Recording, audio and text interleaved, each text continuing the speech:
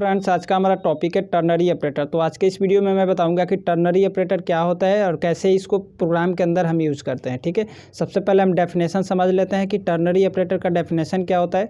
Ternary operator is a conditional operator and which work on 3 operands that are called ternary operator. ठीक है friend, ternary operator को हम conditional operator बोलते हैं। ठीक है, इसको क्यों बोलते हैं हम कंडीशनल ऑपरेटर? क्योंकि इसका हम यूज़ करते हैं प्रोग्राम के अंदर कंडीशन को चेक करने के लिए। ठीक है, जब हम कोई प्रोग्राम बनाते हैं, अगर उस प्रोग्राम में हमें कंडीशन को चेक करना है तो हम वहाँ पे टर्नरी ऑपरेटर का यूज कर सकते हैं। ठीक है, तो कैसे हम टर्नरी ऑपरेटर का यूज करके प्रोग्राम बनाते हैं, इस वीडियो में मैं आपको प्रैक्टिकल शो करके दिखाऊंगा।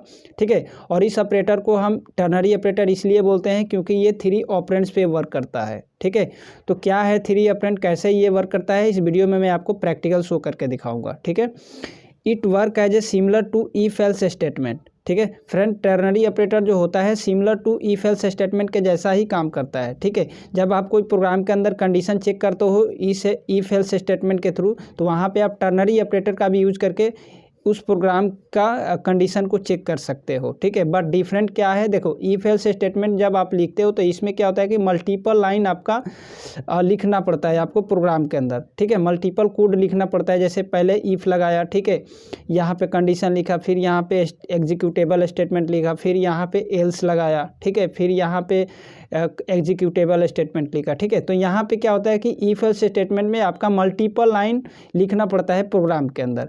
ठीक है, जो कि ये बहुत बड़ा कॉम्प्लेक्स हो जाता है। ठीक है, यहाँ पे क्या होता है कि इसका जो आप इतना मल्टीपल लाइन कोड लिखे हो ना कंडीशन को चेक करने के लिए, आप एक सिंगल लाइन में ही कंडीशन को चेक कर सकते हो। ठीक है, इस टर्नरी ऑपरेटर का यूज करके। ठीक है, तो इस वीडियो में मैं आपको प्रैक्टिकल शो करके दिखाऊंगा कि कैसे एक सिंगल लाइन में कंडीशन को हम चेक कर लेते हैं। ठीक है, सबसे पहले हम सिंटैक्स देखते हैं कि टर्नरी ऑपरेटर का सिंटैक्स क्या होता है। देखो, टर्नरी ऑपरेटर का सिंटैक्स होता है, सबसे पहला होता है हमारा कंडीशन। ठीक है, यहाँ पे आता है क्वेश्चन मार्क, उसके बाद आता है एक्सप्रेशन 1, देन यहाँ पे आता है कॉलन, देन आता है एक्सप्रेशन 2।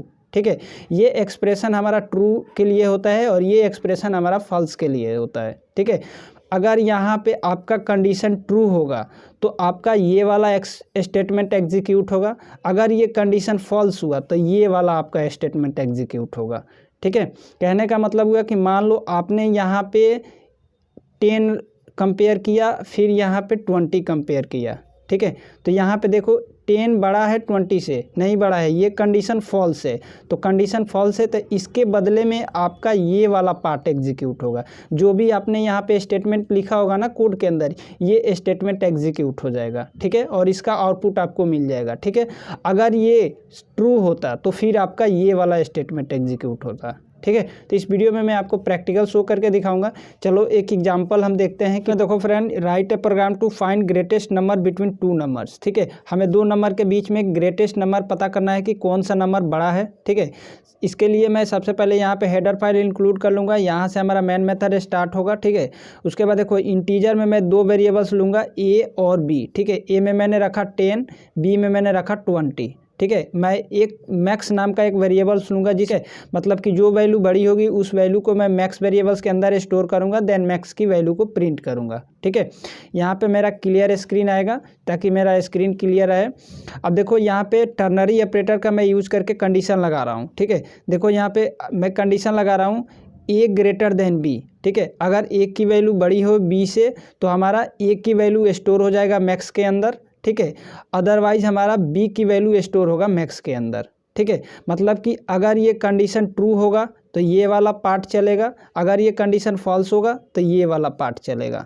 ठीक है, उसके बाद देखो यहाँ पे मैक्स के अंदर जो भी वैल्यू आएगी उस वैल्यू को मैंने यहाँ पे प्रिंट करा लिया है। ठीक है, और यहाँ पे गेट ch मैंने लगाया, प्रोग्राम को मैंने क्लोज कर दिया। ठीक है, तो जब मैं इस प्रोग्राम को रन करूँगा तो हमारा जो आउटपुट आएगा 20 आएगा। ठीक है, कैसे आएगा मैं आप लोगों को यहाँ पे बता देता हूँ। देखो यहाँ पे ए में क्या है 10, बी में क्या है 20। ठीक है, यहाँ पे देखो ए की वैल्यू कितना है 10, कि 10 बड़ा है बी से, बी कितना है 20, क्या 10 बड़ा है 20 से, ये कंडीशन ट्रू है या फॉल्स है? ये कंडीशन है फॉल्स। तो अगर कंडीशन फॉल्स होता है तो कौन सा पार्ट हमारा एग्जीक्यूट होता है? ये वाला पार्ट एग्जीक्यूट होता है। ठीक है, तो इस पार्ट में देखो क्या है बी है, तो बी की वैल्यू कितना है 20, तो ये अब इसका वैल्यू यहाँ पे मैक्स के अंदर स्टोर हो जाएगा 20। ठीक है, अब मैं यहाँ पे मैक्स को प्रिंट करूँगा तो मैक्स में क्या है 20, तो हमारा रिजल्ट आएगा 20। ठीक है फ्रेंड, प्रैक्टिकल सेशन में देखो मैंने इंटीजर में ए और बी दो वेरिएबल्स लिया है। ठीक है, ए में मैंने वैल्यू रखा 10, बी में मैंने वैल्यू रखा 20। ठीक है, मैक्स नाम का मैं एक वेरिएबल्स यूज़ किया हूँ, जिस वेरिएबल्स में मैं मैक्सिमम वैल्यू को स्टोर कराऊंगा। जो भी वैल्यू बड़ा आएगा उस वैल्यू को मैं मैक्स वेरिएबल्स के अंदर स्टोर करा लूँगा। ठीक है, यहाँ पे क्लियर स्क्रीन लगाऊंगा ताकि हमारा स्क्रीन क्लियर हो जाए। अब देखो मैं यहाँ पे टर्नरी ऑपरेटर का यूज़ करके कंडीशन को चेक कर रहा हूँ। ए ग्रेटर देन बी, अगर ए की वैल्यू बड़ी हो बी से तो हमारा ए की वैल्यू स्टोर हो जाना चाहिए मैक्स वेरिएबल्स के अंदर, अदरवाइज बी की वैल्यू स्टोर होगा मैक्स वेरिएबल्स के अंदर। ठीक है, उसके बाद मैं यहाँ पे प्रिंटफ स्टेटमेंट के अंदर मैंने लिखा है %d इंटीजर वैल्यू के लिए। उसके बाद मैं यहाँ पे मैक्स वेरिएबल्स को प्रिंट करा रहा हूँ। ठीक है, तो यहाँ पे जो मेरा वैल्यू प्रिंट होगा 20 प्रिंट होगा।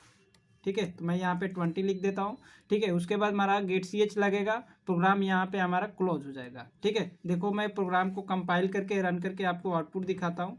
प्रोग्राम को मैंने कंपाइल किया, देखो कंपाइल हो गया, एरर नहीं है। अब मैं रन करता हूँ, Ctrl+F9 किया, प्रोग्राम रन हो गया। देखो हमारा ग्रेटेस्ट नंबर में आया है 20।